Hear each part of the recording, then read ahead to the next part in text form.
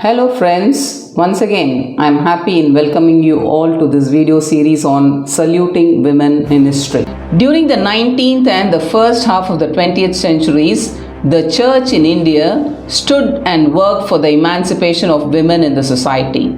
Educating the women had been the fundamental policy of women Christian missionaries like that of their male counterparts. They came to be accepted as potent teachers and they seasoned the minds of young women with good sense and sensibilities. The inculcation of empowerment through education attempted by the Christian missionaries undoubtedly enabled the women folk to see the realities of the world in new perspective. The efforts of the Christian missionaries to eradicate social evils in India, though did not always achieve immediate success, yet these helped to popularize an ideology that was conducive to the growth of humanitarianism in India.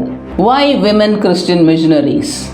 Yes, when we look into the speciality of these women, the first and foremost thing which strikes our mind would be that they were the remarkable women of prayer, and every one of them considered their ministries to be a natural extension of their love of God.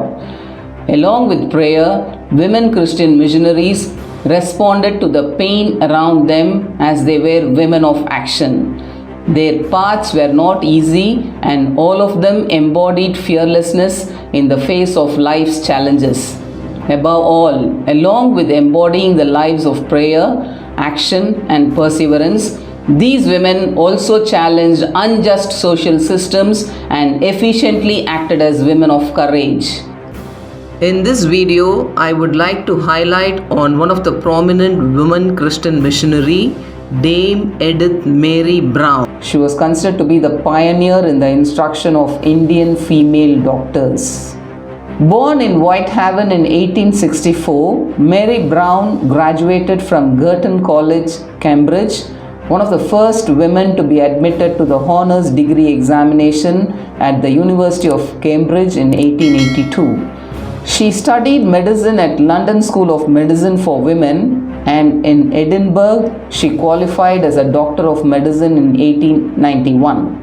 The Baptist Missionary Society sent Dr. Brown to Bombay in 1891, and she was taken aback by seeing medical conditions in India and felt the need to educate women, especially the midwives.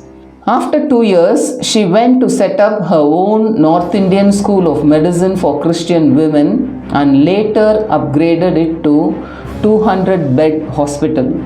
The school was renamed as Christian Medical College, Ludhiana in 1911, though it had opened its doors to non-Christians since 1909. In recognition of her services, during the New Year Honours in 1932, Dr. Brown was made as a Dame Commander of the Order of the British Empire. And it is also important to highlight here that despite the violence during the partition of British India in 1947, the college and hospital remained safe from attack. The hospital even became an emergency center for the seriously injured.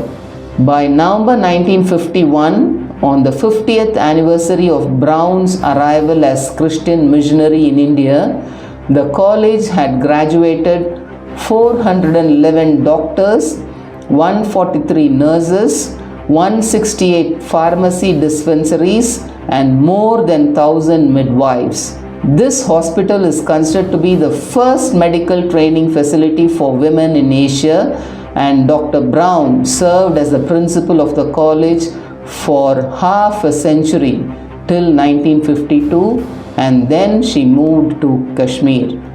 Thus, she acted as a pioneer in the instruction of Indian female doctors and midwives with modern Western methods. After years of remarkable service, she passed away on 6th December 1956 at Srinagar at the age of 92. As a part of the quasi-centennial celebrations, that is 125 years, Christian Medical College and Hospital, Ludhiana, has built Dr. Brown Heritage Center to pay homage to its founder, Dr. Dame Edith Mary Brown. This Heritage Center houses Dr. Brown's furniture, Bible used by her, her clock, and her piano. Some of the interesting items include a photograph of the first 4 students enrolled in 1890s, light code based on-call system, the CMC's electricity installation order, mallet with which the groundbreaking ceremony of the main building was done, and an ancient steam sterilizer, among others. The Christian missionaries, endowed with an idea of equality, attempted to break the fetters of differences at social, economic, and cultural levels. For this, education was taken as an instrument of social action and was put to good use by them in creating level playing fields across the spectrum of society. They made conscious decisions to address the injustices against women and children by the way of prayer, perseverance, and acting courageously. Therefore, we need to definitely hear the echoes about the efforts and services of the Christian missionaries and determine our response to the current happenings of crimes against women and children, and also find the courage to be the change makers, advocating for God's justice and mercy in tangible and concrete ways. With all these facts highlighted in this video, Dame Edith Mary Brown is a woman to be given a big salute in history. Thank you for watching, and I will see you all in the next video with another important topic.